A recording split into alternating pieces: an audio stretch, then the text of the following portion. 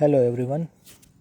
In continuity of our previous lecture, where we have started the textual analysis of Act's third scene first of the drama Macbeth, and there we have discussed that Macbeth has hired two murderers to murder Banquo and his son Flint, and now he is trying to persuade those two murderers that whatever hardships they are having in their lives, it is due to Banquo, and that's why they must remove Banquo from their way, and the only way to remove Banquo is to murder him. And this way Macbeth is persuading those two murderers, and now I am sharing the text from where we will start our textual analysis further. So as you can see in the screen that Macbeth is talking to those two murderers, and Macbeth says that, well then, now you have considered of my speeches, know that it was he in the time past which held you so under fortune, which you thought had been our innocent self. This I made good to you in our last conference. First murderer, you made it known to us.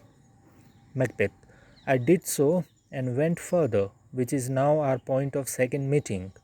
Do you find your patience so predominant in your nature that you can let this go? Are you so gospelled to pray for this good man and for his issue, whose heavy hand hath bowed you to the grave of beggared yours forever? So in this way, Macbeth is talking to those two murderers, and he says that I did so, means I have explained everything to you point by point. We went further, which is now our point of second meeting, and now the subject of today's talk, which is our second meeting. Do you find your patience so predominant in your nature that you can let this go? So Macbeth says to those murderers that, do you have an unbounded patience in your heart that you will tolerate all this?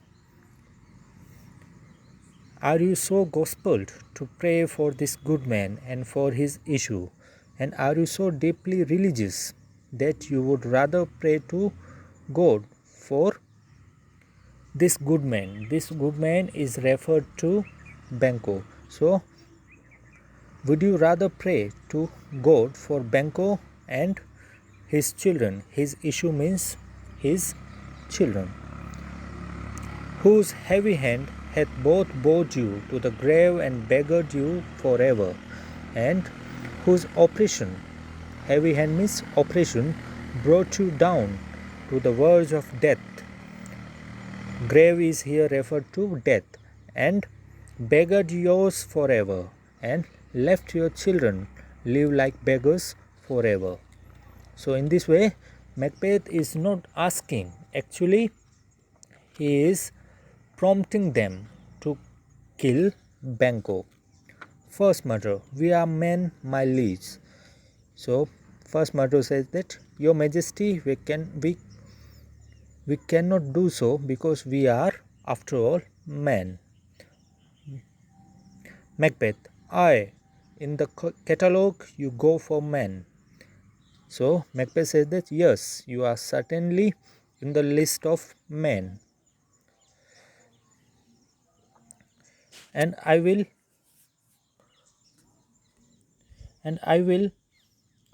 now, if you have a station in that file, not in the worst rank of manhood, say it. So he says that there are many varieties of men, there are many varieties of all the creatures. Say it, and I will put the business in your bosom, whose execution take your enemy,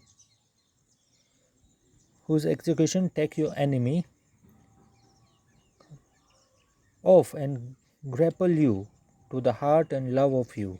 So if you are really sincere or serious in this business, then now I will reveal something that would remove all your hardship and will make your life better. Second murderer. I am one, my liege, whom the wild blows and buffets of the world have so incensed that I am reckless what I do to the spite of the world. And second murderer says that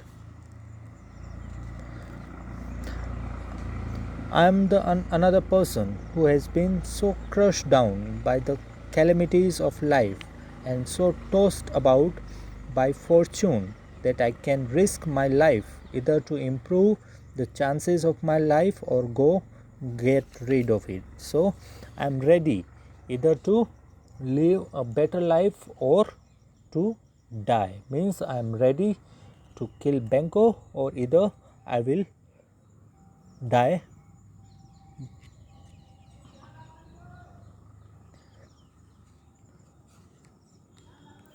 And first murder, and I am another, so weary with disaster that I would set my life of any chance. And first murder also says that I am also ready to risk my life and to make it a better one at any cost. Macbeth, both of you know Banquo was your enemy, and now Macbeth is prompting those two murderers that you both know that Banquo is your only enemy.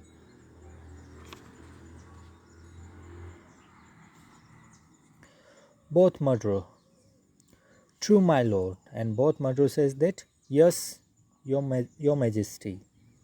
Macbeth, so is he mine, and Macbeth now says that Banquo is also my enemy in such a bloody distance that every minute of his being thirst against my nearest of life, and he is such a fatal enemy of mine that every minute of his life threatens and grieves my heart. And I though could with barefaced power sweep him from my sight, yet I must not, for certain friends that are both of his and mine, and thence it is that to you, to your assistant, do make love.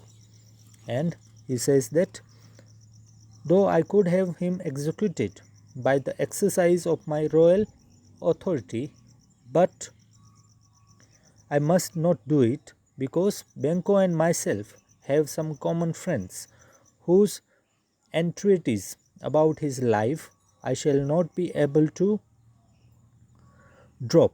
In fact, I shall have to regret his death, though I myself struck him down. Therefore, I need your help because I want to keep the matter a secret for several important reasons.